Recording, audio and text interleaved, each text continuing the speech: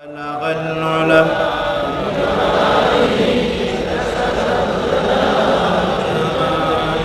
حسنت جميع خصاله صلوا عليه। আজ থেকে ১৫০০ বছর আগে তিনি মানুষের সামনে এটি পেশ করলেন যে এই পৃথিবীর শেষ কথা নয়, আর একটা জায়গা আছে যেই জায়গায় এই পৃথিবীর সব কাজের হিসাব দিতে হবে, সেই জায়গাটায় আমাদের সকলকে উঠতে হবে। নবী করিম সাল্লাল্লাহু আলাইহি সাল্লাম মানুষকে পরকালের জ্ঞান দিয়েছিলেন, মানুষকে আখিরাতের জবাবদেহিতার কথা বলেছিলেন। জবাবদেহিতা শুধু গভর্নমেন্টের কাছে না, শুধু ঊর্ধ্বতন কর্মকর্তার কাছে না, ট্রান্সপারেন্সি, স্বচ্ছতা, জবাবদেহিতা শুধু ঊর্ধ্বতন কর্মচারী বা কর্মকর্তার কাছে নয়, সব থেকে বড় জবাবদেহিতা হবে কার কাছে? জোরে বলেন, কার কাছে? সে আল্লাহ পাকের কাছে জবাবদেহি করতে হবে প্রত্যেকটি কাজের, প্রত্যেকটি কথার। এই কথাগুলি কোরআনে কারিমে আল্লাহ পাক বিধৃত করেছেন। পরকালের উপরে আল্লাহ যত কথা বলেছেন, পরকালের উপরে ভিত্তি করে, আখিরাতের উপরে ভিত্তি করে আল্লাহ রাব্বুল আলামিন যত কথা বলেছেন, মওতের কথা, কবরের কথা, হাসরের কথা, সিরাতের কথা, মিজানের কথা, জাহান্নামের কথা, জান্নাতের কথা, বিচারের কথা, পরকাল কেন্দ্রিক যত কথা আল্লাহ পাক কোরআন শরীফে বলেছেন, সব কথাগুলি যদি এক জায়গায় করা যায়, গোটা কোরআন শরীফের 10 পারার সমান হয়ে যাবে। সম্ভবত কোরআনে কারিমের এমন কোন রুকু, এমন কোন পাতা নাই যেখানে আকারে ইঙ্গিতে পরকালের জবাবদেহিতা সম্পর্কে একেবারে কিছু বলা হয়নি। এই পরকাল কেন্দ্রিক কথাগুলির কারণেই সেই জামানার চোর, ডাকাত, ছিনতাইকারী, ধর্ষণকারী সব হেদায়েত হয়ে গিয়েছিল, আর মানুষগুলি পৃথিবীর সর্বশ্রেষ্ঠ সম্মানিত জাতিতে পরিণত হয়ে গেছিল। ঠিক কিনা বলেন? সত্য কিনা বলেন? সন্ত্রাস বন্ধ করতে হলে নৈতিকতার সৃষ্টি করতে হবে, আর নৈতিকতার সৃষ্টি কোরআন ছাড়া আর কিছুতেই করতে পারে না। আমার শিক্ষাঙ্গনে, কলেজ, বিশ্ববিদ্যালয়, হাই স্কুলগুলিতে যে ধরনের মানুষ আজ তৈরি হচ্ছে, আপনারা কি লক্ষ্য করেছেন কি মানুষ হচ্ছে? দেখুন নবীজি কি বলেছেন। আল্লাহর নবী বলেন, ইন্নাল্লাযী লাইসা ফী জাওফিহি শাইউম মিনাল কুরআনি কাল বাইতিল খারিব। যেই স্মৃতির ভিতরে, যেই দেহের ভিতরে কোরআন নাই, ওই দেহটা একটা বিরান বাড়ির মতো, একটা পোড়ো বাড়ির মতো। যেই বাড়িতে মানুষ থাকে না, এটাকে বিরান বাড়ি বলে। তো যেখানে মানুষ থাকে না, এটা একটা বাড়ি কিন্তু মানুষ নাই, এই বাড়িতে কি থাকে বলেন তো? বলেন। এই কথার জবাবে প্রায় লোকেরা বলে যে ভূত থাকে। আপনারা এই বিষয়ে একেবারে নিশ্চিন্ত হন, পৃথিবীতে ভূত আর পেতনি বলে কিছু নেই। খামোখাই আপনারা ভয় পান, ভূত পেতনি নেই। যে ঘরে মানুষ নাই সেখানে চামচিকা থাকে, সেখানে বিচ্ছু থাকে, সাপ থাকে, সেখানে এই ধরনের সরীসৃপ এগুলি থাকে। এখন যেখানে যেই দেহের মধ্যে কোরআন নাই, সেই দেহটা বিরান বাড়ির মতো। আমাদের শিক্ষাঙ্গনগুলিতে এক সময় এর মনোগ্রামগুলিতে লেখা ছিল, ইকরা বিস্মি রাব্বিকাল্লাযী খালাক, লেখা ছিল রব্বি জিদনি ইলমা, লেখা ছিল না? ছিল। 1972 সনে যারা ক্ষমতায় এলেন, তারা এসে আল্লাহর কোরআনের আয়াত দুটি তুলে ফেলে দিলেন। এটি কি মিথ্যে না সত্য? দেখুন কোরআনে কারিম এমনিতেই ওখানে পড়ানো হয় না, পরীক্ষায় পাশ করার জন্য 2-4টা আয়াত, 2-4টা হাদিস, আর তো কিছু নাই। একথা সত্য কিনা? মনোগ্রাম ছিল, কোরআনের আয়াত লেখা ছিল, এই কোরআনের আয়াত তুলে দেওয়া হলো। এখন কোরআন নাই। কোরআন নাই কি আছে? যেই দেহের ভিতরে কোরআন নাই, যে স্মৃতিতে কোরআন নাই, সেটা বিরান বাড়ির মতো। বিরান বাড়িতে বিচ্ছু থাকে, সাপ থাকে, কুইচা থাকে, সেখানে হিংস্র প্রাণী থাকে। যেখানে যে শিক্ষাঙ্গনগুলিতে কোরআন নাই, সেই শিক্ষাঙ্গনিতে ওই সব জিনিস থাকে যা বিরান বাড়িতে থাকে। কথা বুঝতে পেরেছেন? ফলে আমাদের শিক্ষাঙ্গনগুলি থেকে চাঁদাবাজ, মাস্তান, গুন্ডা, ধর্ষণকারী ইত্যাদি সাপ্লাই হচ্ছে, তবে সব না। একটা উল্লেখযোগ্য অংশ খারাপ হয়ে যাচ্ছে। এটা ঠিক কিনা বলেন? এই খারাপ যদি ভালো বানাতে চাই, নীতি নৈতিকতা ছাড়া, কোরআনের শিক্ষা ছাড়া, পরকালের জবাবদেহি তার চিন্তা ছাড়া আমরা আমাদের শিক্ষাঙ্গনকে বিডিআর দিয়া, পুলিশ দিয়া, আর্মি অপারেশন করে এই নীতি নৈতিকতার সৃষ্টি করা যাবে না। মানুষ ওজনে কম দেয়, খাদ্যে ভেজাল দেয়, জমিনের আইল ঠেলে, বউকে পর্দায় রাখে না, মিথ্যা কথা বলে, ওয়াদা খেলাপ করে, প্রতারণা করে, এই সব জিনিস আপনি বন্ধ করতে পারবেন না। ক্লিন হার্ট তো ভালো, এর থেকেও বড় কোনো অপারেশন যদি থাকে, সে অপারেশন করেও মানব গোষ্ঠীকে ভালো বানানো যাবে না। একটি জিনিসই মানুষকে ভালো করতে পারে, সেটা হলো আল্লাহর কাছে কিয়ামতের দিন জবাবদেহিতা। এই জবাবদেহিতার উপরে ভিত্তি করেই আমি আপনাদের সামনে কথা বলতে চাই, যদি আল্লাহ পাক আমাদেরকে তৌফিক দান করেন, আমরা বলি আমিন। কাফেরেরা তিনটি জিনিসের প্রথম জিনিসের সাথে তারা দ্বিমত খুব একটা করতে পারে নাই। তারাও জানতো যে আল্লাহ এক আছেন। তাদের যে দেবতাগুলি ছিল এ সম্পর্কে তাদের ধারণা ছিল যে দেবতাগুলিও ওই আল্লাহর তৈরি করা, তবে আল্লাহর কাজের এরা হলো অংশীদার।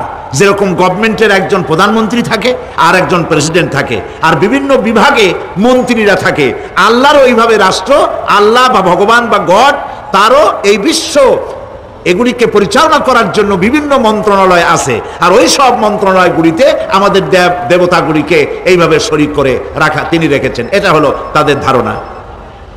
2 নম্বরে, নবী করিম সাল্লাল্লাহু আলাইহি ওয়াসাল্লামের রিসালাত সম্পর্কে তাদের এ ব্যাপারে তারা একমত হতে পারে নাই, কিন্তু নবী করিম সাল্লাল্লাহু আলাইহি ওয়াসাল্লাম মিথ্যা কথা বলেছেন, নাউজুবিল্লাহ, এটা তারা ধারণা করতে পারতো না। কারণ 40টি বছর পর্যন্ত একটি মিথ্যে কথা তিনি বলেন নাই। সুবহানাল্লাহ বলেন। নবুয়তের আগ পর্যন্ত কোন মিথ্যে কথা তার কাছ থেকে লোকেরা শোনে নাই। সুবহানাল্লাহ। সারা জীবনেও তিনি কোনো মিথ্যে কথা বলেন নাই। তৃতীয় যে বিষয়টি, এই বিষয় ছিল তাদের মারাত্মক প্রশ্ন, সেটাই আপনাদের সামনে। কাল্লা সায়ালামুন সুম্মা কাল্লা সায়ালামুন, সূরা নাবা। নবী করিম সাল্লাল্লাহু আলাইহি ওয়াসাল্লাম বলেছেন, কেউ যদি দুনিয়ায় বেঁচে থেকে জীবিত চোখ দিয়ে পরকাল দেখতে চায়, পরকাল তো আমরা দেখতেছি না, কি বলেন, আমরা দেখতেছি? আমাদের কোন আত্মীয় স্বজন, মরা আত্মীয় স্বজন বেঁচে এসে ওই জগৎ সম্পর্কে আমাদেরকে কিছু বলতে পারতেছে? কেউ পারেনি। কাজেই সেই পরকালটা কেমন হবে, নবী করিম সাল্লাল্লাহু আলাইহি ওয়াসাল্লাম বলেছেন, কেউ যদি দেখতে চায়, তাহলে দুনিয়ায় বেঁচে থাকা অবস্থায় কেউ যদি পরকাল দেখতে চায়, তাহলে সেই জন্য সূরা নাবা, সূরা নাজিআত, সূরা তাকবীর, সূরা আল ইনফিতার সেজন্য পড়ে, তাহলে কিয়ামত তার চোখের সামনে ভেসে উঠবে। সুবহানাল্লাহ। আল্লাহ পাক বলছেন, আম্মা ইয়াতাসাআলুন, তারা কি সব ব্যাপারে জিজ্ঞাসাবাদ করছে? আনিন নাবাইল আযীম, সেই মহা ব্যাপারটি, সেই মহা খবরের ব্যাপারেই কি তারা এসব প্রশ্ন করছে? আল্লাযী হুম ফীহি মুখতালিফুন, যে ব্যাপারে তারা নিজেরাই মতদ্বৈততায় ভুগছে এবং নিজেরাই ঠাট্টা বিদ্রুপ ইত্যাদি করে বেড়াচ্ছে। কাল্লা সায়ালামুন, কখনো নয়, অবশ্যই তারা জানতে পারবে। সুম্মা কাল্লা সায়ালামুন, পুনরায় বলছি, অবশ্যই তারা এই বিষয়টি জানতে পারবে। এ হলো আয়াত যদ্দূর পড়েছিলাম তার শাব্দিক তরজমা। এরা আম্মা ইয়াতাসাআলুন আনিন নাবাইল আযীম, নাবাইল আযীম বলতে কিয়ামত এবং পরকালকে বুঝায়। ইয়াতাসাআলুন বলতে জিজ্ঞাসাবাদ, পরস্পর পরস্পরকে তারা জিজ্ঞাসা করতো, কি ভাই, আমরা নাকি মরে যাব, তারপর নাকি জিন্দা হব, এটা কেমন কথা? আল্লাযী হুম ফীহি মুখতালিফুন, যে বিষয় নিয়ে তারা পরকালের বিষয়টি নিয়ে পরস্পর পরস্পরের ঠাট্টা করত, বিদ্রুপ করত। পরকাল সম্পর্কে অবিশ্বাসী যারা ছিল তাদের প্রশ্নগুলো কিরকম ছিল, কোরআনে কারীম তা বিধৃত করছে। প্রিয় ভাই সব, কোরআন কোনো গোপন কিতাব নয়। আল্লাহ পাক কোনো জিনিস গোপন রাখেন নাই, সব জিনিসকে মানুষের সামনে স্পষ্ট করে দিয়েছে। সুবহানাল্লাহ বলেন। কিন্তু এখানে একটা দুঃখ আছে, সেটা হলো এই যে কোরআন শরীফ সম্পর্কে আমাদের মুসলমানদের একটি গ্রুপ, একটি দল, তারা বলে বেড়ান যে কোরআন তো আসলে আমরা বুঝবো না, আমরা হলাম পাবলিক, কোরআনের আমরা বুঝবো কি, এগুলি সব আলেম ওলামাদের কাম, আমরা বুঝবো না। আসেন আমাদের অন্যরা কি বলে, হুজুররা কি বলে দেখি, সেই সব বইপত্র পড়ি। প্রিয় ভাই সব, বুজুর্গরা, মুরব্বীরা যে কথা বলেন, সে কথা যে সঠিক তা বোঝার জন্যই তো কোরআন প্রয়োজন। কোরআনই যদি না বুঝলেন, তাহলে তারা আপনাদেরকে বিভ্রান্ত করছে কিনা সেটা তো আপনি বুঝতে পারবেন না। কথা ঠিক কিনা বলেন? এখন কোরআন বোঝা যারা বলেন যে এটা কোরআন বোঝা সহজ নয়, কঠিন, আমার চিন্তায় এই লোকগুলি এই বিশাল একটি গ্রুপ, একটি দল শয়তানের বড় রকমের ওয়াসওয়াসার ভিতরে তারা নিমজ্জিত হয়ে গেছে। আল্লাহ মেহেরবানি করে এই ভাইদের দৃষ্টিকে খুলে দিন, যাতে তারা বুঝতে পারে যে কোরআন শুধু আলেম ওলামাদের জন্য নয়, কোরআন পৃথিবীর সমস্ত মানুষের জন্য। হুদাল্লিল আলিমিন তো আল্লাহ পাক বলেন নাই আলেমদের জন্য নাজিল করেছি, তা তো বলেন নাই, বলেছেন হুদাল্লিন নাস, সমস্ত মানুষের জন্য কোরআন দেওয়া হয়েছে। এখন কোরআন বোঝা কঠিন না সহজ? এই প্রশ্নের জবাবে আল্লাহ রাব্বুল আলামিন, আমরা প্রশ্ন করব, আমাদের প্রশ্ন করার অনেক আগে আল্লাহ রাব্বুল আলামিন সূরা কামারের ভিতরে একটি প্রশ্নের জবাব 4 বার দিয়েছেন। আল্লাহ পাক বলেছেন, ওয়া লাকাদ ইয়াসসারনাল কুরআনা লিযিকর ফাহাল মিন মুদ্দাকির। আল্লাহ পাক বলেন, আমি আল্লাহ অবশ্যই কোরআনকে মুখস্থ করার জন্য আর কোরআন বোঝার জন্য মানুষের কাছে আমি সহজ করে দিয়েছি। ফাহাল মিন মুদ্দাকির, আছে কে কেউ এর থেকে উপদেশ গ্রহণ করার? 4 বার আল্লাহ পাক বলেছেন সূরা কামারের ভিতরে, অবশ্যই কোরআন আমি বোঝার জন্য সহজ করে দিয়েছি। সুবহানাল্লাহ বলেন। আমরা বুঝতে চাই না, তাহলে বুঝবো কি করে? বুঝতে চাইলেই তো আমরা বুঝতে পারবো, চেষ্টা করলেই বুঝতে পারবো। কোরআনে কারীমের এই সূরাটির দিকে লক্ষ্য করে আল্লাহ পাক বলছেন, কাফেরেরা এটা বিশ্বাস করতো না, বিশ্বাস না করে তারা কি সব প্রশ্ন উঠাইতো, সেই প্রশ্নগুলো আল্লাহ পাক তুলে ধরেছেন। আরেকটি জিনিস লক্ষ্য করুন, আল্লাহর চাইতে শক্তিধর পৃথিবীতে কেউ আছে? আকাশে কেউ আছে? কোথাও কেউ আছে? কেউ নাই। আল্লাহরে অস্বীকার করছে একদল লোক, বলতেছে মানি না। আল্লাহ পাক ফেরেশতা পাঠায় দিলেন, ওদের গর্দান পিটাই ভেঙে দাও, আমারে মানে না কে? এরকম কি আল্লাহ করছে? না, করেন নাই। ওরা বলে পরকাল মানি না, আল্লাহরে মানি না। আল্লাহ পাক কোরআনে যুক্তি দিয়েছেন, আর নবী করিম সাল্লাল্লাহু আলাইহি ওয়াসাল্লামকে বলেছেন, ইন্নামা আনতা মুযাক্কিরুন লাস্তা আলাইহিম বিমুসাইতির। হে নবী, উপদেশক করে আপনাকে পাঠিয়েছি, আপনাকে লাঠি চার্জ করার জন্য পাঠাই নাই। আপনি দারোগা নন, আপনি প্রচারক। মানুষকে উপদেশ দিন সুন্দর সুন্দর ভাষায়, উদউ ইলা সাবিলি রাব্বিকা বিল হিকমাতি ওয়াল মাউইজাতিল হাসানা, মিষ্টি মিষ্টি ভাবে, সুন্দর ভাবে, সুকৌশলে মানুষকে ভালো ভালো কথাগুলি সুন্দর করে বুঝিয়ে দিন। সুবহানাল্লাহ বলেন। এখন এই কাফেররা বলছে পরকাল বুঝি না, এটা কেমনে হয়? আমরা অস্বীকার করি, মানি না। আল্লাহ পাক সাথে সাথে ফেরেশতা দিয়ে কারো ঘাড় মটকান নাই, কিন্তু পারতেন না? পারতেন না? আরে ভাই বলেন না কেন, পারতো কি না? অবশ্যই পারতেন, কিন্তু তা করেন নাই। প্রত্যেকটি কথা যুক্তি দিয়ে, হাজারো যুক্তি দিয়ে আল্লাহ পাক বুঝাইছেন। সুবহানাল্লাহ। কাফেরেরা প্রশ্ন করল, তারা বলতো আমাদের এই জীবন শেষ, মৃত্যুর পরে আমাদের আর নতুন করে ওঠা লাগবে না। ওরা বলতো, ইন্না হাউলানি লায়াকুলুনা ইন হিয়া ইল্লা মাউতাতুনাল উলা ওয়া মা নাহনু বিমুনশারিন। তারা বলতো এই জীবনটাই আমাদের শেষ, এইখানে আমরা মৃত্যু ছাড়া, আমাদের এই জীবন ছাড়া আর কিছুই নাই, আর আমাদেরকে পুনরুত্থিত করা হবে না। পরিষ্কার তারা বলতো যে আমাদেরকে পুনরুত্থিত করা হবে না। এরপরে তারা আরো বলতো, মা নাদরি মাসসাআতু ওয়ান নাযুন্নু ইল্লা যান্না ওয়া মা নাহনু বিমুস্তাইকিনিন। ওরা বলতো কিয়ামত কি জিনিস তা আমরা জানি না, আমরা বুঝি না, আমরা শুধু অনুমান করি মাত্র, আর আমাদের বিশ্বাস হলো আমাদেরকে কখনোই উঠানো হবে না, পুনরুত্থিত আমরা হব না।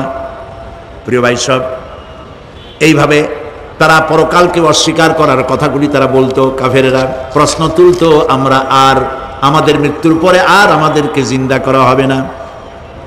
আখিরাতের জীবন সম্পর্কে কাফেরেরা আরো বলতো, ওয়াকালু আইযা কুন্না ইযামান ওয়া রুফাতান আইন্না লামাবউসুনা খালকান জাদীদা।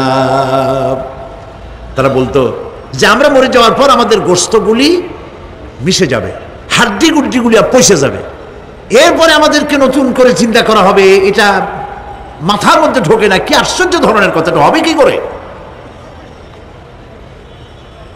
কাফের বেঈমানেরা আরো নানা ধরনের প্রশ্ন তারা করত। তারা বলতো, আইদা মিতনা ওয়া কুন্না তুরাবান যালিকা রাজউন বাঈদ। আমরা মাটিতে মিশে যাব, তারপরেও কি আমাদেরকে চিন্তা করা হবে? আমাদেরকে আবার উঠানো হবে? এটা তো বুদ্ধির, এটা চিন্তার বাইরের কথা, এটা তো মানতে পারি না। আসলে কাফেরদের এই বক্তব্য অনুযায়ী পরকালের জীবন বুদ্ধি বহির্ভূত নয়। ওরা যে বলে যে এটা আমাদের বুদ্ধিতে কুলায় না, আসলে তারা বুদ্ধি খাটায় নাই। কাফের তো বুদ্ধি খাটায় নাই। যেমন আমাদের ইউনিভার্সিটিতে ঢাকা বিশ্ববিদ্যালয়ে একজন ছিল, হ্যাঁ আমি নাম নাই নিলাম, আপনারা তো বুঝে ভালাইছেন। সে কয় যে পরকাল বিশ্বাস করি না, বিয়ে টিয়া মানি না। মরা এটা হইতে পারে, কিন্তু মরার পরে আরেকটা জীবন হবে, ওইখানে হিসাব হবে, বিচার হবে, এই সমস্ত মানি না। এর থেকে আমি মরার পর হ্যাঁ মানে গোসল করাইও না, কাফন পরাইও না, জানাজা মানাজা এইগুলি আমি বিশ্বাস করি না। নাউযুবিল্লাহ। কত বড় কপাল পোড়া, কত বড় কপাল পোড়া। ও মরার পর তার এই চিন্তা সম্পর্কে যখন আমি জানতে পেরেছি, আমার ধারণা হয়েছে ওই লোকটার উপরে আমার খুব দুঃখ হয় না। যেরকম কত কাফের আসছে, কত নাস্তিক আসছে, বিদায় হয়ে গেছে, এগুলো কোনো ব্যাপার না দুনিয়ার ইতিহাসে। সব থেকে বড় ব্যাপার হলো এই লোকটি বাংলা বিভাগে বছরের পর বছর, যুগের পর যুগ শিক্ষকতা করেছে ঢাকা বিশ্ববিদ্যালয়ে। সে কত সোনার টুকরা ছেলেকে কয়লার খড়ি বানায় দিয়েছে। এই জন্য বিশ্ববিদ্যালয়ে যারা চাকরি করে সরকারের দেখা উচিত কাদেরকে চাকরি, সেখানে শিক্ষকতা করার জন্য কাদেরকে নিয়োগ করা হচ্ছে, তারা নামাজি কিনা, তারা পরিষ্কার কিনা, তারা জেনাকার কিনা, তারা মদ খায় কিনা, তারা শয়তানি করে কিনা, দেখে শুনে ভালো মানুষ দেওয়া উচিত। মরে গেল, তারপরে তাকে রাখা হলো ডায়াবেটিক্স সেন্টারের মারিচুয়ারি ডিপ ফ্রিজের মধ্যে। তিনি বলে গেলেন আমি মরার পর আমাকে মেডিকেল কলেজে পাঠায় দিও, তারা আমারে কাটা ছেঁড়া করিয়া তারপরে অপারেশন শিখবে। তো তার নসিহত অনুযায়ী তাই করা হলো, ওসিয়ত অনুযায়ী। যখন মেডিকেল কলেজের ছেলেরা টের পেল যে ওই নাস্তিকরা আনতেছে মেডিকেল কলেজে অপারেশন করে আমাদের শেখাবার জন্য, তারা বললো আল্লাহর রাস্তে মাপ চাই, এই শয়তানের এদিকে আনবেন না। কারণ সারা জীবন সে আল্লাহরে মানে না, অস্বীকার করেছে। পরে কাটা ছিঁড়া করে আমরা যদি কিছু শিখি তো তাই দিয়া যে রুগী ভালো হবে, অপারেশন করলে সেটাও মরবে। সুতরাং মাপ চাই, ফিরাও। ফিরাইয়া এখন ওইটার কি অবস্থা হয়েছে আমি জানি না, লেটেস্ট নিউজ জানি না কোথায় আছে। যদি এখন কবর তো কপালে হইল না, এখন যদি রাস্তাও ভালায় দেয়, আমাদের দেশে কুত্তাও খাবে না। কারণ কুত্তাগুলি আমাদের দেশে এত অভদ্র না যে এত পচা বাসি লাশ খাবে, ওদেরও একটা রুচি টুচি আছে। প্রিয় ভাই সব, এদের চিন্তা, এদের বুদ্ধি হলো, এদের বুদ্ধি সীমিত বুদ্ধি। আর আল্লাহ কোরআনে বুদ্ধির কথা বলেন নাই, আল্লাহ বলেছেন জ্ঞানের কথা। আর ওরা হলো বুদ্ধিজীবী। ওরা কি জীবী কন? বুদ্ধিজীবী। আচ্ছা আপনারা একটা প্রশ্নের জবাব দেন তো, দুনিয়ার সব থেকে বড় বুদ্ধিজীবী কেডা? মাশাআল্লাহ, আপনাদের ওয়াজ না শুনাইলেও হবে, আপনারা তো জানি ফেলেছেন সব। সব থেকে বড় বুদ্ধিজীবীর নাম হলো শয়তান। আর সব থেকে বড় জ্ঞানীর নাম হযরত আদম আলাইহিস সালাম। মানুষের মধ্যে সর্বপ্রথম আল্লাহকে জ্ঞান দান করেছিলেন। সুবহানাল্লাহ। আল্লাহ পাক কোরআনের মধ্যে কোথাও বলেন নাই যে আমি বুদ্ধি দিছি। আল্লাহ পাক বলেছেন ওয়া আল্লামা আদামাল আসমাআ কুল্লাহা, আমি আদমকে সমস্ত জিনিসের জ্ঞান দিয়েছি, নামগুলা শিখাইছি। সুবহানাল্লাহ। ওয়ালাকাদ আতাইনা লুকমানাল হিকমা, আমি লোকমানকে জ্ঞান দান করেছি। ওয়ালাকাদ আতাইনা দাউদা ওয়া সুলাইমানা ইলমা, আমি দাউদ আর সুলাইমানকে কি দিছি? বুদ্ধি দিছি। কি দিছি? জ্ঞান দান করেছি। ইব্রাহিম আলাইহিস সালাম বলেছেন, হে আমার আব্বা, হে আমার পিতা, আমার কাছে এমন জ্ঞান এসছে যে জ্ঞান আপনার কাছে নাই। ফাত্তাবিউনি আহদিকা সিরাতান সাবিয়্যা, আপনি আমার অনুসরণ করেন, আমি আপনাকে সোজা রাস্তায় উঠাই দেব। সুবহানাল্লাহ। আমার কাছে এমন ইলম আসছে। কোরআনে কারীম আল্লাহ রাব্বুল আলামিন বুদ্ধি শেখো, আল্লাহর কাছে বুদ্ধি কামনা করো, এটা তিনি এক জায়গাও বলেন নাই। বলেছেন আমার কাছে দোয়া চাও, রব্বি জিদনি ইলমা। পড়েন সবাই, রব্বি জিদনি ইলমা। আবার বলেন, রব্বি জিদনি ইলমা। আয় আল্লাহ তুমি আমার জ্ঞান বৃদ্ধি করে দাও। শয়তান ছিল বুদ্ধিজীবী, আদম আলাইহিস সালাম ছিলেন জ্ঞানী। শয়তান সুদ্দা।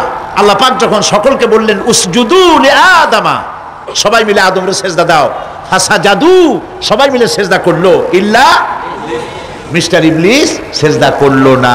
আবা ওয়াস্তাকবারা ওয়া কানা মিনাল কাফিরিন, কপাল পুড়লো, জম্মের পোড়া। এখন ও যে বুদ্ধিজীবী, দুনিয়ার বড় বুদ্ধিজীবী, দেখেন অবস্থা। আল্লাহ পাক জিজ্ঞেস করলেন, ইবলিস রে, আমার হুকুমটা তুই মানলি না কেন? কোন জিনিস তোরে বাধা দিল আমার হুকুম অমান্য করতে? মানলি না কেন? ও তখন, ও তো বুদ্ধিজীবী, বুদ্ধির আশ্রয় নিয়েছে। সে বলছে, আল্লাহ পাক, এটা মানি নাই একটা বৈজ্ঞানিক কারণেই, একটি দার্শনিক কারণেই মানতে পারি নাই। কারণ হচ্ছে, খালাকতানি মিন নার ওয়া খালাকতাহু মিন তিন। তারে বানাইছো মাটি দিয়া, আমারে বানাইছো আগুন দিয়া। আনা খায়রুম মিনহু, আমি ওর থেকে অনেক ভালো। নাউযুবিল্লাহ। কত বড় কপাল পোড়া! আগুনের গতি হলো ঊর্ধ্বমুখী, মাটির গতি নিম্নমুখী। ঊর্ধ্বগতি সম্পন্ন একটা জিনিসকে নিম্নমুখী জিনিসের সামনে মাথা নত করতে বলা তোমার একটা অবৈজ্ঞানিক অদার্শনিক হুকুম হয়ে গেছে। নাউযুবিল্লাহি মিন যালিক। আল্লাহ পাক বললেন, ইন্নাকা রাজিম, মরদুদ, বিতাড়িত, সব আমল বরবাদ করে দিলাম। দেখেন, অপরাধ শয়তান করেছে, অপরাধ আদম আলাইহিস সালাম করেছে। একজন অপরাধ করে শয়তান হয়ে গেল, আর একজন অপরাধ করে আল্লাহর পয়গম্বর হয়ে গেলেন। সুবহানাল্লাহ বলবেন না? কেন? কারণ হলো, শয়তান বুদ্ধিজীবী, বুদ্ধির আশ্রয় নিল। আদম আলাইহিস সালাম তিনি বুদ্ধির আশ্রয় নেন নাই, তিনি আকলের, তার জ্ঞানের কাছে তিনি আশ্রয় নিয়েছেন। অর্থাৎ তিনি চিন্তা করতেছিলেন যে আল্লাহ পাক আমাকে নিষেধ করলেন একটা গাছের কাছে যেতে, আমিও গেলাম, বউও গেল, যা নিষেধ করলেন সেটা করলাম। এখন যদি আল্লাহ আমারে প্রশ্ন করেন যে আমার হুকুম অমান্য করলা কেন, কি জবাব দেব? আদম আলাইহিস সালাম জবাব খুঁজে পাচ্ছিলেন না। কিন্তু আমি ওই আয়াত তেলাওয়াত করার পর সর্বপ্রথম সেই ছাত্র জীবনে আমি চিন্তা করলাম জবাব তো একটা দিতে উনি পারতেন। ছাত্র মানুষের মধ্যে তো নানান চিন্তা আসে, তো আমার চিন্তা আসলে উনি একটা জবাব তো দিতে পারতেন, আমাদের আবাল বাসার একটা জবাব তো দিতে পারতেন, এই যে আল্লাহ পাক, সবই ঠিক আছে, অপরাধ আমি করেছি, ভুল আমি করেছি, কিন্তু আমার এটা জানতে ইচ্ছে হয়, জান্নাতের সমস্ত নাজ নেয়ামত আমার জন্য তুমি জায়েজ করে দিলা, যে গাছটার কাছে যাওয়া যাবে না, ফল খাওয়া যাবে না, এরকম একটা গাছ জান্নাতের মধ্যে বানাইয়া আমার বিপদে ভালাইলা কেন? এরকম একটা জবাব তিনি দিতে পারতেন, কিন্তু তিনি দেন নাই। কারণ তিনি বুঝতে পেরেছেন মহাশক্তিধর আকাশ আর জমিনের মালিক আল্লাহ রাব্বুল আলামিনের সামনে আর্গুমেন্ট চলে না, তার সামনে আর্গুমেন্ট চলে না, সারেন্ডার চলে, আত্মসমর্পণ করা চলে। হযরত আদম আলাইহিস সালাম কোন আর্গুমেন্টের কাছে গেলেন না, কেঁদে কেঁদে অস্থির হয়ে যাচ্ছেন। আল্লাহ রাব্বুল আলামিন যখন প্রশ্ন করবেন, আদম রে, আমার হুকুম ভাঙলি কেন, অমান্য করলি কেন, কি জবাব দেব? আর ঠিক সেই মুহূর্তেই রব্বুল আলামিন প্রশ্ন করলেন, আদম রে, আমার হুকুম অমান্য করলে কেন? হযরত আদম আলাইহিস সালাম কোন বুদ্ধির আশ্রয় না নিয়া তার জ্ঞান তাকে বলে দিল। আল্লাহ তাকে কালেমা শিখাই দিলেন। উদ্বুদ্ধ হয়ে তিনি আল্লাহ রাব্বুল আলামিনের সামনে মাথা নত করে দিয়ে বললেন, রব্বানা যালামনা আনফুসানা ওয়া ইল্লাম তাগফির লানা ওয়া তারহামনা লানাকুনান্না মিনাল খাসিরিন। রব্বানা যালামনা, হে আল্লাহ, আমি আমার নফসের পরে, যালামনা আনফুসানা, আমি আমার নফসের পরে জুলম করেছি, অত্যাচার করেছি। ওয়া ইল্লাম তাগফির লানা, তুমি যদি আমাকে ক্ষমা না করো। জ্ঞান কত দেখেন, শুধু ক্ষমা চান নাই, বলেছেন তুমি যদি আমাকে ক্ষমা না করো, ওয়া তারহামনা, আর যদি দয়া না করো, লানাকুনান্না মিনাল খাসিরিন, আমি ক্ষতিগ্রস্ত হয়ে যাব। কতটা জ্ঞানের অধিকারী তিনি! তিনি এটা বললেন না যে শুধু মাফ করে দাও, শুধু মাফ করলে হবে না, মাফও করা লাগবে, আর আগে যেমন দয়া করতে আসলেও করতে সেটাও করা লাগবে। সুবহানাল্লাহ। আল্লাহ পাক রাজি হয়ে গেলেন। রাজি হন নাই? আল্লাহ রাব্বুল আলামিন হযরত আদম আলাইহিস সালামকে শুধু ক্ষমা করলেন না, ক্ষমাও করলেন, আর নবীর মর্যাদা দিয়ে আল্লাহ রাব্বুল আলামিন দুনিয়ায় পাঠাইয়া দিলেন। সুতরাং বুদ্ধি দিয়ে কাফেররা বুদ্ধির আশ্রয় গ্রহণ করে সর্বনাশ করেছে, যে পরকাল হইতে পারে না, মরে যাব, আবার উঠবো, আবার এই শরীর কেমনে তৈরি হবে, এইটা তাদের বুদ্ধিতে কুলায় নাই। কিন্তু বুদ্ধি দিয়া চিন্তা করলে বোঝা যাইতো যে হ্যাঁ, পরকাল একটা হইতে পারে। আর একটা কথা বলি, সেটা হলো এই, বহুত মানুষ আছে পরকাল বিশ্বাস করে না, আছে না? এমন আছে। এখন আমরা বিশ্বাস করি পরকাল, আমরা কারা কারা বিশ্বাস করি? হাত উঁচু করে দেখান তো। আলহামদুলিল্লাহ বলি, বলেন আলহামদুলিল্লাহ। এখন যারা বিশ্বাস করে না তাদেরকে জানাতে চাই আমরা যারা পরকালে বিশ্বাস করি, তাহলে পরকাল যদি না হয়, কিয়ামত যদি না হয়, বিচার আচার যদি কিছু না হয়, আমরাও বেঁচে গেলাম, আপনারাও বেঁচে গেলেন। কিন্তু সত্য সত্যই যদি পরকাল একটা হয়, বিচার যদি হয়, আমরা বেঁচে যাবো, ফেসে যাবা তোমরা। প্রিয় ভাই সব, আল্লাহ রাব্বুল আলামিন সুন্দর করে বুঝাচ্ছেন, দেখো পরকাল কেন হবে, এটা বুদ্ধি দিয়ে চিন্তা করো, জ্ঞান দিয়ে চিন্তা করো। সারা বছর ব্যবসা করার পর হিসাব নিকাশের একটা দিন আসে, আসে না? পড়েন আসে কিনা? হিসাব নিকাশের একটা দিন আসে সারা বছর ব্যবসা করার পর, সারা বছর লেখাপড়া করার পর, তারপরে কি বলে পরীক্ষা দেওয়ার একটা দিন আসে, আসে না? তো সারা জীবন আপনি এখানে কাজবাজ করবেন, এখানে আপনি ভালো করলেন মন্দ করলেন, এর কোনো জবাব হবে না, বিচার হবে না। এটা পাগলের চিন্তা করতে পারে, আর পাগলেরা চিন্তা করে বলেই তারা বলে, পাগলেরই এটা কথা, মাটির পুতুল যেমনে নাচায় তেমনি নাচি, পুতুলের কি দোষ। মরিয়া দেখেন, এই গান যারা বিশ্বাস করে, মরিয়া দেখেন অবস্থাটা কি হয়। ফেরেশতারা আসা ধোপায় যেমন কাপড় আশ্রায়, ওই রকম ঠ্যাং ধরিয়া কবরের মধ্যে আশ্রাবে, আর বলবে যেমনে আশ্রায় তেমনি আশ্রায়, ফেরেশতার কি দোষ। কাজে এই পৃথিবী শেষ কথা নয়, মৃত্যু অবধারিত, মরা লাগবে না। এবার দেখেন আল্লাহ কি বলেন, আল্লাযী খালাকাল মাউতা ওয়াল হায়াতা লিয়াবলুয়াকুম আইয়ুকুম আহসানু আমালা। আল্লাহ পাক বলছেন, আমি মৃত্যু আর জীবন সৃষ্টি করেছি। কেন করেছি? লক্ষ্য করুন, লিয়াবলুয়াকুম, যাতে করে আমি তোমাদেরকে পরীক্ষা করে নিতে পারি। কি ব্যাপারে? আইয়ুকুম আহসানু আমালা, আমলের দিক থেকে, নেক কাজের মধ্য থেকে, ভালো কাজ এবং খারাপ কাজের মধ্য থেকে, আইয়ুকুম আহসানু আমালা থেকে তোমাদের মধ্যে কে উত্তম, কে ভালো মানুষ, এইটার পরীক্ষা নেওয়ার জন্য আমি মৃত্যু আর জন্মের সৃষ্টি করেছি। প্রিয় ভাই সব, খুব লক্ষ্য করুন, জন্ম আর মৃত্যু, জন্ম হলে মৃত্যু হবেই, না হবে না? এই যে একটা ডিউরেশন, একটি সময়, এই সময়টা হলো পরীক্ষার সময়।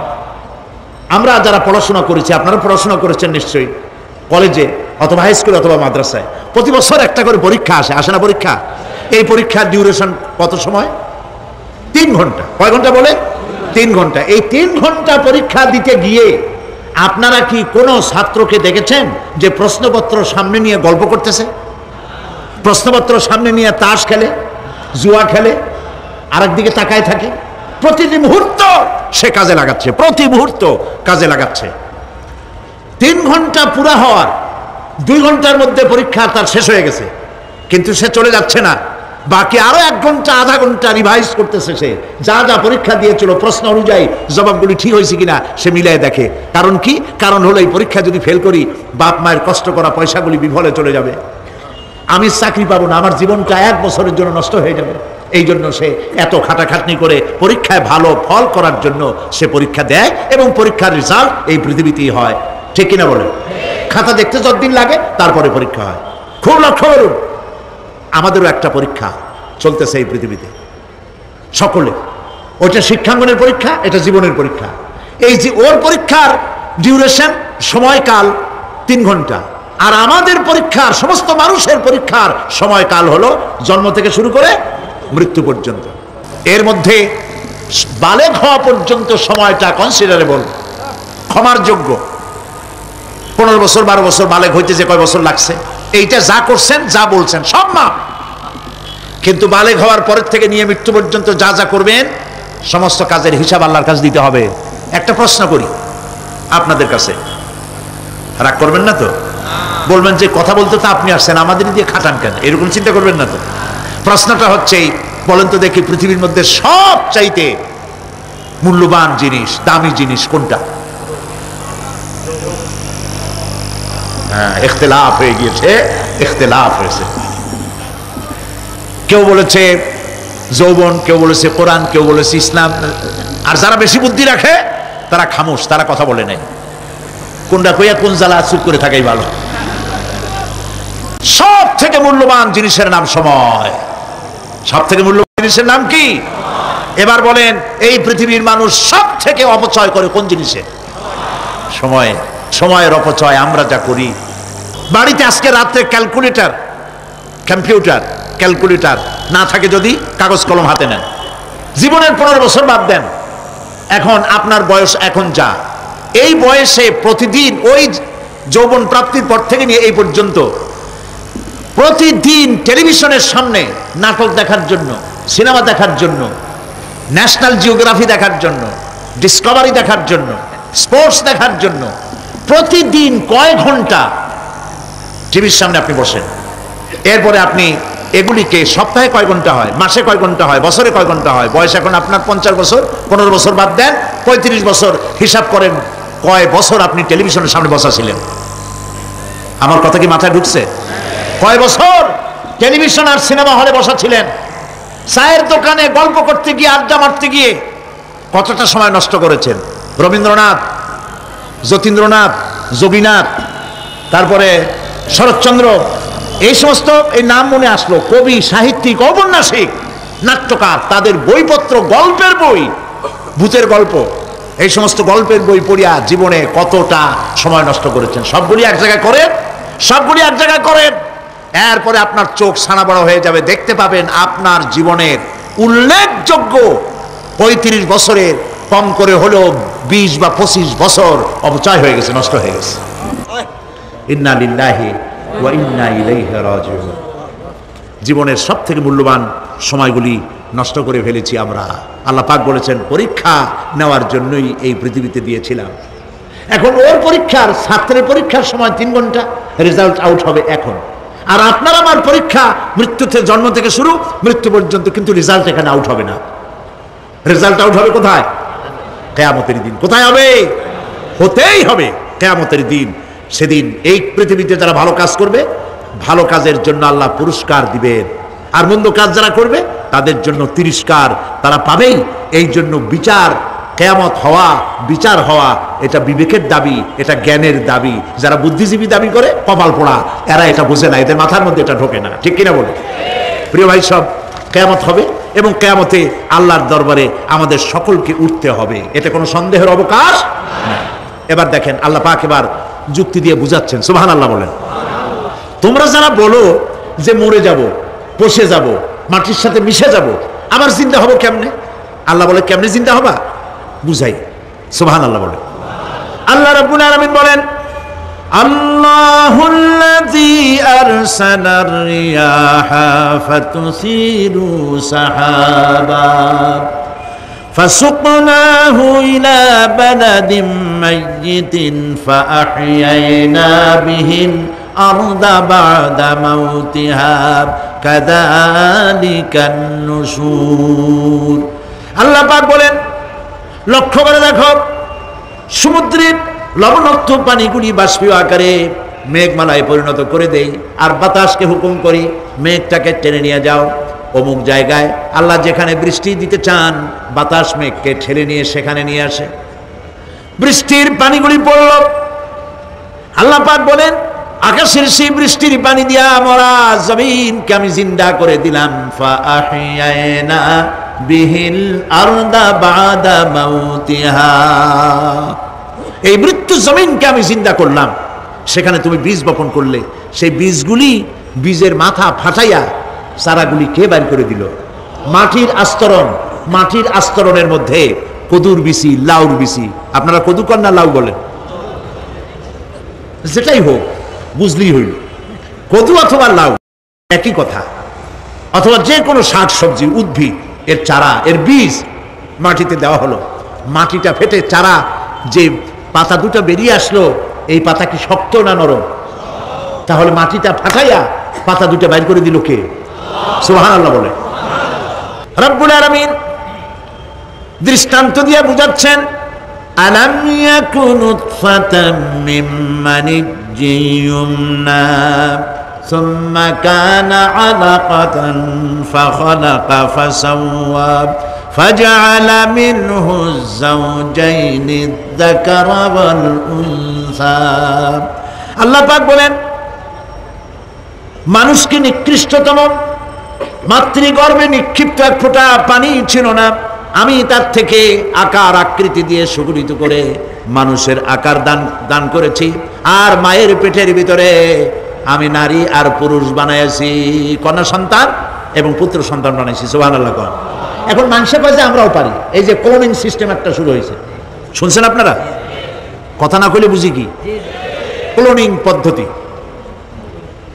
এটি ক্লোনিং পদ্ধতি বিজ্ঞানীরা যারাই কাজটা করতেছে তারা বিশ্ব সভ্যতাকে বিনষ্ট করার একটি মারাত্মক কাজে তারা হাত দিয়েছে। ক্লোনিং পদ্ধতিতে যে যা কিছু তৈরি হয়, এর আগে ভেড়ার বাচ্চা হয়েছে, ছাগলের বাচ্চা বানাইছে, সেগুলি তার মায়ের মতোই হয়েছে অথবা পিতার মতো হয়েছে। পিতার ডিএনএ নিয়ে একটা পুরুষ জাতীয় জন্তুর ডিএনএ অথবা স্ত্রী জাতীয় একটি জন্তুর ডিএনএ নিয়ে তারপরে বিশেষ প্রক্রিয়ার মাধ্যমে সন্তান, এই বাচ্চা উৎপাদনের ব্যবস্থা তারা শুরু করেছে পশু দিয়ে। এরপরে মানুষ এভাবে করা যায় কিনা সেই চিন্তা তারা করেছে। ইতিমধ্যে নাকি দুটো বাচ্চা হয়েছে, এটা সত্য না মিথ্যা এখনো যাচাই করা যায় নাই। কিন্তু পশুর থেকে যেগুলো হয়েছে সবগুলি রোগ নিয়ে আসছে পৃথিবীতে, গেল 1 নম্বর কথা। 2 নম্বরে ডিএনএর মাধ্যমে যে মানব শিশু পয়দা হয় তার সবগুলি তার মায়ের অনুকরণে হয়। একেবারে অবিকল মায়ের চেহারা নিয়ে আসতেছে, অবিকল পিতার চেহারা নিয়ে আসতেছে। চিন্তা করুন, এই মেয়ে যখন বয়সপ্রাপ্তা হবে তখন তার পিতা কি করে বুঝবে তার বউ কোনটা আর মেয়ে কোনটা? উচিত হবে পৃথিবীর সমস্ত নেতৃবৃন্দ, বিশ্ব নেতৃবৃন্দের ঐক্যবদ্ধ হয়ে এই দুঃসাহসিক কাজকে বাধা দিয়ে বন্ধ করে দেওয়া উচিত। আল্লাহর সৃষ্টির সাথে পাল্লা দিতে গেলে ধ্বংস ছাড়া পথ থাকবে না। লক্ষ্য করেছেন? আপনি সাক্ষী দিলে আজ এক সাক্ষী দেবেন, কালকে বলবেন যে ওই সাক্ষী আমি দেই নেই। আজকে সই করেছেন, কালকে বলবেন ওই সই আমি করি নেই। কিন্তু আল্লাহ রাব্বুল আলামিন আপনার ফিঙ্গারপ্রিন্ট, আপনার আঙ্গুলের ছাপ এমন করে দিয়েছেন, এই আঙ্গুল দিয়ে যদি কাগজের উপর একটা টিপ মারেন, টিপ সই করেন, আপনার বাবা কবর থেকে উঠে এসেও বলতে পারবে না যেটা আপনার না। আদম আলাইহিস সালাম থেকে নিয়ে আজ পর্যন্ত, আজ থেকে নিয়ে কিয়ামত পর্যন্ত যত মানুষ পৃথিবীতে এসেছে আর আসবে, কোন মানুষের আঙ্গুলের রেখার সঙ্গে আর একজন আঙ্গুলের রেখার মিল হবে না। এ হচ্ছে আমার আল্লাহর সৃষ্টি। সুবহানাল্লাহ। সুতরাং তিনি বলছেন, আমি মাতৃগর্ভের ভিতরে সন্তান তৈরি করি, সেই সন্তানকে কোনটা কন্যা সন্তান, কোনটা পুত্র সন্তান আমি বানাই। এই কাজটা যিনি পারেন, এবার দেখেন সামনে কি বলতেছেন আল্লাহ। এই কাজটি যিনি করতেছেন, আলাইসা যালিকা বিকাদিরিন আলা আইয়ুহিয়াল মাউতা। এত বড় কাজ যিনি সম্পাদন করেছেন, এক ফোঁটা নাপাক পানি, এক ফোঁটা নিকৃষ্ট গান্দা পানি যা শরীর থেকে নির্গত হলে পরে গোসল ফরজ হয়ে যায়, এমন এক ফোঁটা পানি দিয়ে তোমার জন্মের উৎপত্তি করেছি, আকার দিলাম, হাত দিলাম, পাও দিলাম, চোখ দিলাম, সুন্দর করে বানালাম, তারপরে পৃথিবীতে পাঠালাম। এরপরে তুমি কি করে মনে করতে পারো যে সেই আল্লাহ তোমার মৃত্যুর পরে আবার চিন্তা করতে পারবে না? আলাইসা যালিক, আল্লাহ পাক কি তোমাকে মৃত্যুর পরে আলাইসা যালিকা বিকাদিরিন, আল্লাহ পাকের পক্ষে এটা কি সম্ভব নয় যে তোমার মৃত্যুর পরে আল্লাহ আবার চিন্তা করবেন?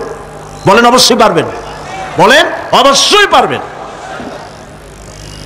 প্রিয় ভাই সব, আল্লাহ পাকের পরে বলছেন, ইয়া আইয়ুহান নাসু ইন কুনতুম ফি রাইবিম মিনাল বা'সি ফাইন্না খালাকনাকুম মিন তুরাব। হে মানব সকল, যদি সন্দেহ হয় যে আমি তোমাদের পরকাল সম্পর্কে, যদি পুনরুত্থান সম্পর্কে যদি তোমাদের সন্দেহ হয়, জানা থাকা উচিত আমি তোমাদেরকে মাটি দিয়ে সৃষ্টি করেছি, মাটির উপকরণ দিয়ে সৃষ্টি করেছি। এই মাটির সাথে মিশে যাবা, আবার উঠানো হবে। মাটিতে কবরের মধ্যে মুর্দা রাখার সময় কি বলি আমরা?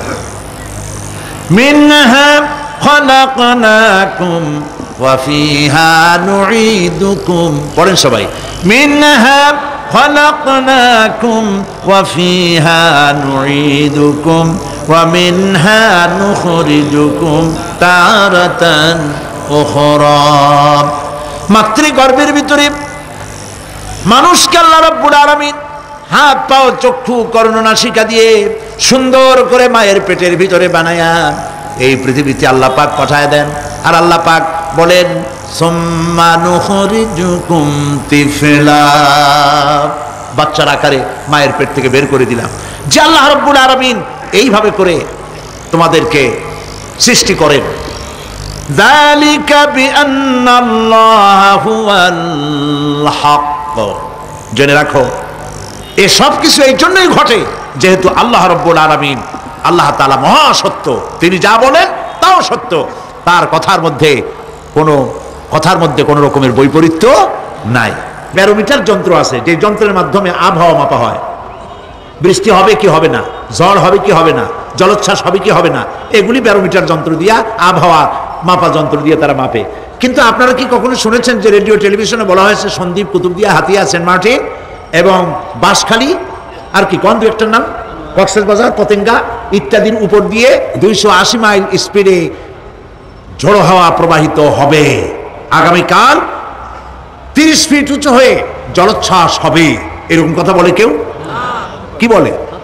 হইতে পারে, হইতে পারে, বজ্র সহ বৃষ্টিপাত হতে পারে। এবার কোরআন শরীফ দেখুন তো, কোরআন শরীফে কোথাও আছে পরকাল হইলেও হইতে পারে, কবর আযাব এটাও হয়তো হইতে পারে, জান্নাত আর জাহান্নাম থাকতেও পারে, এরকম কথা আছে? সব কথা ডাইরেক্ট, কোন কথার ভিতরে কোন রকমের বৈপরীত্য নাই। আল্লাহ রাব্বুল আলামিন বলেছেন ইযাস সামাউ ফাতারাত, আকাশসমূহ যখন বিদীর্ণ হয়ে যাবে, ওয়া ইদাল কাওয়াকিবু তাসারাত, আর যখন তারকাসমূহ বিক্ষিপ্ত হয়ে পড়বে, ওয়া ইদাল কুবুরু বুসিরাত, আর যখন কবরের ভিতরে যা কিছু আছে সব উদ্গীরণ করে দেওয়া হবে।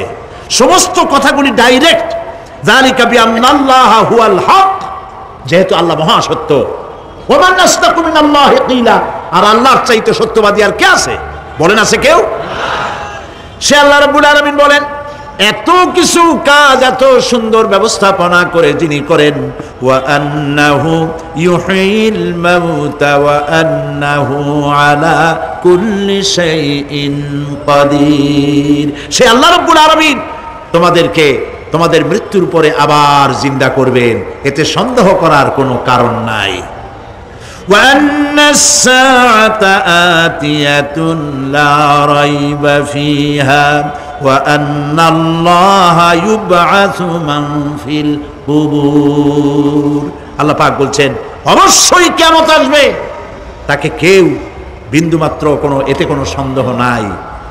আর ওয়া আন্নাল্লাহা ইউবআসু মান ফিল কুবুর, আর আল্লাহ পাক অবশ্যই কবরে যা কিছু আছে সব বের করে নিয়ে আসবেন। কান্নাহুম জারাদুল মুনতাশির, যেমন আপনারা দেখছেন কিনা এই যে যখন বন্যা বলে, পানি টানি যখন ওঠে, বন্যা নাকি বলে, তুফান, বন্যা ইত্যাদি যখন হওয়ার সম্ভাবনা হয়, তখন মাটি থেকে, গ্রাম্য পরিবেশে দেখা যায় মাটি থেকে পোকামাকড়গুলি এভাবে উঠতে থাকে। দেখছেন না? আপনারা দেখছেন কিনা? পাখাওয়ালা পিঁপড়াগুলি এইভাবে সব উঠতে থাকে। কান্নাহুম জারাদুম মুনতাশির, এইভাবে করে পোকামাকড় পতঙ্গগুলি যেভাবে মাটি থেকে উদ্গত হতে থাকে, সমস্ত খবরগুলি থেকে মানুষগুলি ভাবে উদ্গত হয়ে যাবে। তবে হ্যাঁ, আপনারা একটা প্রশ্ন করতে পারেন যে কবর দিয়ে সব উঠবে, কিন্তু যে মানুষের বাগে খাইছে তার কি হবে? যে মানুষের আগুনে পুড়ে গেছে তার কি হবে? যে নদীর মধ্যে ডুবে গেছে তার কি হবে? যে কুমিরের পেটে চলে গেছে তার কি হবে? এরকম একটা প্রশ্ন আপনারা করতে পারেন। কবর কাকে বলে সেটা আমাদের জানতে হবে। কবর শুধু মাটির গর্তটাকেই কবর বলা হয় না, এটি আলমে বারজাখ, এটি পর্দা, এটা জবনিকা। মৃত্যুর পরের জীবনটাই হলো আলমে আখিরাত পর্যন্ত যাইতে যে জীবনটা লাগে, যে একটি সময় আছে, এই সময়টার নামটাই হলো কবর। সেটা গর্তের মধ্যে হইতে পারে, মাটির মধ্যে, সেটা বাঘের পেটে হতে পারে, সেটা কুমিরের পেটে হতে পারে, সেটা পানিতে পচে যেতে পারে, এটা কোনো বিষয় না। আল্লাহ পাক উঠাতে চাইবেন এবং সমস্ত কিছুকে কিয়ামতের দিন আল্লাহ রাব্বুল আলামিন তার দরবারে হাজির করবে। তাহলে আমরা বুঝতে পারলাম যে কিয়ামত যে হবে এই ব্যাপারে কোনো সন্দেহের অবকাশ নাই। এখন ওই কিয়ামতের দিন আল্লাহ রাব্বুল আলামিন আমাদের বিচার নেবেন, হিসাব করবেন। দুনিয়ায় যে পরীক্ষা দিয়েছিলাম, এই পরীক্ষায় যদি কেউ একবার ফেল করে, আর একবার পরীক্ষা দিয়ে পাস করার সুযোগ আছে, আরো একবার যদি ফেল করে আবার পরীক্ষা দিয়ে পাস করার সুযোগ আছে। 10 বার পরীক্ষা দিবেন, 10 বার ফেল করবেন, 100 বার পরীক্ষা দিবেন, 100 বার ফেল করবেন, তারপরেও আবার পরীক্ষা দেওয়ার সুযোগ আছে। কিন্তু কিয়ামতের ময়দানে যদি কোনো মানুষ তার জীবনের পরীক্ষায় যদি ফেল করে, দ্বিতীয়বার পরীক্ষা দিয়া পাস করার আর কোনো সুযোগ নাই। এই পৃথিবীতে জজ কোর্টে কেউ হেরে গেল, হাইকোর্টে আপিল করার সুযোগ আছে। হাইকোর্টে যদি হেরে যায় সুপ্রিম কোর্টে কেস করে জেতার সুযোগ আছে, আপিল করার সুযোগ আছে। সুপ্রিম কোর্টেও হেরে গেল, প্রেসিডেন্টের কাছে জীবন ভিক্ষা চাওয়া যাইতে পারে। কিন্তু কিয়ামতে আখিরাতে আদালতে ওই জায়গায় মানুষ যদি একবার তার জীবনের মামলায় হেরে যায়, দ্বিতীয়বার আপিল করার আর কোনো জায়গা নাই। কঠিন জায়গা, সেই জায়গা হবে এবং সেখানে সবাইকে উঠতেই হবে। সুতরাং এই যে প্রশ্ন করা হয় যে এই কিয়ামত কবে হবে, এটা বিশ্বাস করি না, হ্যান ত্যান ইত্যাদি, মরলে আবার জিন্দা করবে কে, এইসব প্রশ্নের কোনো দাম নাই। আল্লাহ পাক এই ব্যাপারে আরেকটি কথা বলছেন, ইয়াসআলুনাকা কাআন্নাকা হাফিয়ুন আনহা কুল ইন্নামা ইলমুহা ইনদাল্লাহ ওয়ালাকিন্না আকসারান নাসি লা ইয়ালামুন। হে নবী, এরা আপনার কাছে এই প্রশ্নটা করে এইভাবে যে কিয়ামত কবে আসবে, মনে হয় যেন আপনি এটা জানেন। এই ইলম কিয়ামত কবে হবে মনে হয় যেন আপনি এটা জানেন, সেই জন্য তারা এই প্রশ্নটা করছে। আসলে কুল ইন্নামা ইলমুহা ইনদাল্লাহ, কিয়ামত কবে হবে এটা কে জানেন? ওয়ালাকিন্না আকসারান নাসি লা ইয়ালামুন, অবশ্যই অধিকাংশ মানুষেরা এটা জানে না কিয়ামত কবে হবে, এটা একমাত্র আল্লাহ পাক জানেন। পরকালের জীবন যে হবে এতে কোনো সন্দেহ নাই, সেই ব্যাপারে আল্লাহ পাক বলছেন, আআনতুম আশাদ্দু খালকান আমিস সামাউ বানাহা। তোমরা যে পুনরুত্থান সম্পর্কে অস্বীকার করো, এবার চিন্তা করো, তোমারে বানানো কঠিন না ওই মহা আকাশটা বানানো কঠিন? কোনটা কঠিন বলেন না আপনারা, কোনটা কঠিন? আপনারা একটু তাকায় দেখেন তো, এই যে বিশাল প্যান্ডেল, এই প্যান্ডেলে খুঁটি আছে না নাই? আছে কি না? কতগুলো খুঁটি গুনতে আপনার আধা ঘন্টা খানেক সময় লাগবে, ঠিক না? এই একটা প্যান্ডেল বানাতে যদি এতগুলি খুঁটি লাগে, তাহলে বিশাল আকাশে যদি এইরকম খুঁটি লাগতো আকাশটারে ঝুলাই রাখার জন্য, তাহলে চিন্তা করেন তো, খুঁটির জ্বালায় গাড়ি গাড়ি চালানো যাইতো? আছে কোনো খুঁটি? জোরে বলেন, আছে? নাই। ওই আকাশটাকে আল্লাহ পাক বলছেন, আনতুম আশাদ্দু খালকান আমিস সামাউ বানাহা। তোমারে বানানো কঠিন না ওই বিশাল আকাশ বানানো কঠিন? কোনটা কঠিন ছিল? তো ওই আকাশটা বানানোই তো আল্লাহ পাকের কাছে সহজ হয়ে গেছে। তাহলে তোমারে একবার বানাইয়া যে একবার বানাতে পেরেছেন তিনি আবার চিন্তা করতে পারবেন না, এই চিন্তা কেন করো? আল্লাহ রাব্বুল আলামিন কোরআনে কারীমের ভিতরে পরিষ্কার করে বলেছেন, ওরা বলে, কাফের বেঈমানেরা বলে, ক্বালা মান ইউহয়িল ইযামা ওয়া হিয়া রামীম। আমাদের হাড় গোড় যখন পচে যাবে, গলে যাবে, কে আমাদের জিন্দা করবে? জবাবে আল্লাহ পাক বলেন, হে নবী আপনি বলুন, কুল ইউহয়িয়াল্লাযী আনশাহা আউওয়ালা মাররা। আপনি বলে দিন যে আল্লাহ রাব্বুল আলামিন একবার তোমাকে সৃষ্টি করেছেন, প্রথমবার যিনি সৃষ্টি করেছেন, দ্বিতীয়বার মৃত্যুর পরে আবার তিনি জিন্দা করবেন। কেন বিশ্বাস করো না? সুতরাং এই যে আল্লাহ পাক মানুষকে জীবন দিয়েছেন, এই জীবনের পরে মৃত্যু, মৃত্যুর পরে আবার আমাদের সকলকে উঠতে হবে এবং আল্লাহ পাকের দরবারে আমাদেরকে উপস্থিত হতে হবে। এই কথাগুলি যারা অস্বীকার করে, পরকাল যারা মানে না, তাদের সম্পর্কে আল্লাহ পাক বলছেন, والذين كذبوا بآياتنا ولقاء الآخرة حبطت أعمالهم। আল্লাহ পাক বলেন, যারা পরকালকে অস্বীকার করেছে, আখিরাত যারা মানে না, তাদের জিন্দেগীর সকল আমলগুলিকে আল্লাহ পাক বরবাদ করে দিবেন। পরকালের বিশ্বাসের উপরে ভিত্তি করেই মানুষের চরিত্র ভালো হইতে বলেন পারে। একটা দৃষ্টান্ত দেই, একটা দৃষ্টান্ত। এই যে যারা চুরি করে, ডাকাতি করে, সন্ত্রাস করে মানুষ মারে, সন্ত্রাসগুলি করে কি জন্যে?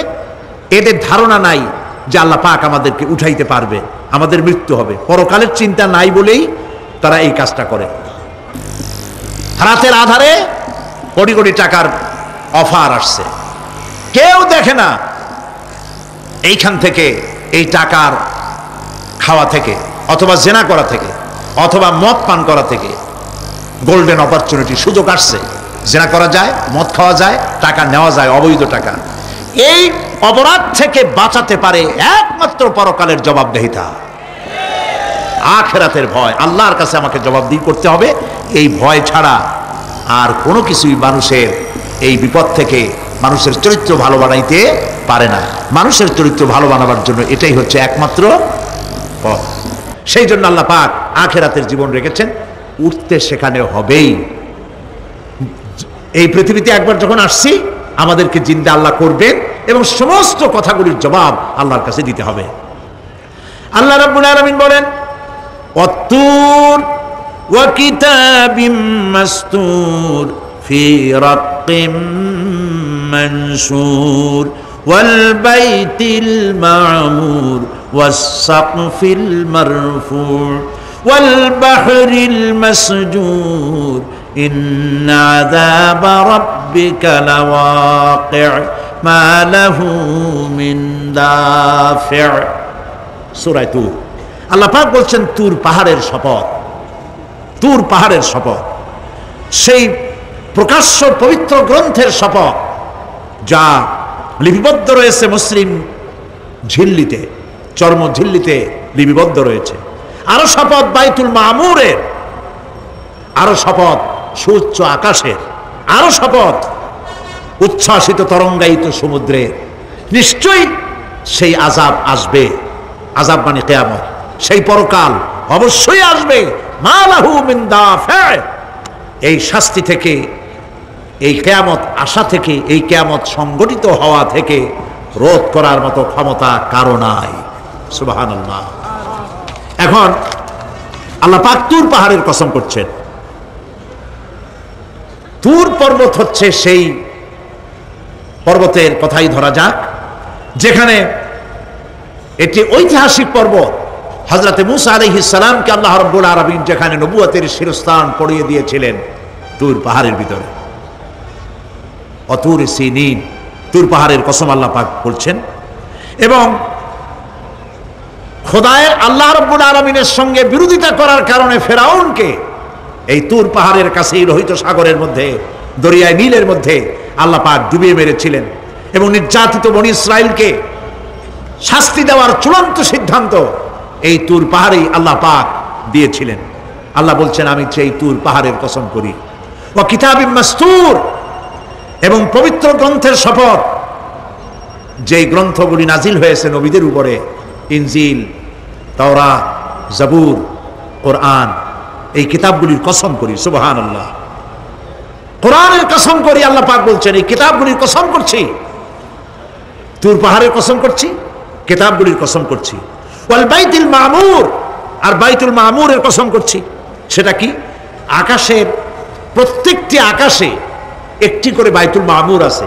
ওই আকাশের ফেরেশতারা এই বাইতুল মামুরকে কেন্দ্র করে আল্লাহ রাব্বুল আলামিনকে সেজদা দেয়। আল্লাহ পাক হযরত আদম আলাইহিস সালামকে বলেছিলেন একটি ঘর বানাও, বাইতুল মামুরের নিচে বানাও। তিনি বললেন, আমি তো জানি না বাইতুল মামুর কোথায়।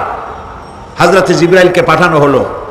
বাইতুল মামুর আকাশের যেখানে আছে ঠিক সেই সোজা বর্তমানে মক্কা শরীফে যে কাবা শরীফ যা আছে, অবিকল আল্লাহ পাকের আকাশে বাইতুল মামুর যেখানে, তার সরাসরি নিচেই কাবা শরীফ স্থাপিত হয়েছে। আল্লাহ রাব্বুল আলামিন বলছেন, আমি এই বাইতুল মামুরের কসম করছি। এরপরে আল্লাহ পাক বলছেন যে ফেরেশতারা যে বাইতুল মামুরকে তাওয়াফ করে এবং আল্লাহ পাকের ইবাদত করে, সেই বাইতুল মামুরের কসম। ওয়াস সাকফিল মারফু', সুউচ্চ আকাশের কসম। এই আকাশ আল্লাহ পাক সৃষ্টি করেছেন বেগাইরে আমাদিন, কোন রকমের কোনো খুঁটি ছাড়াই।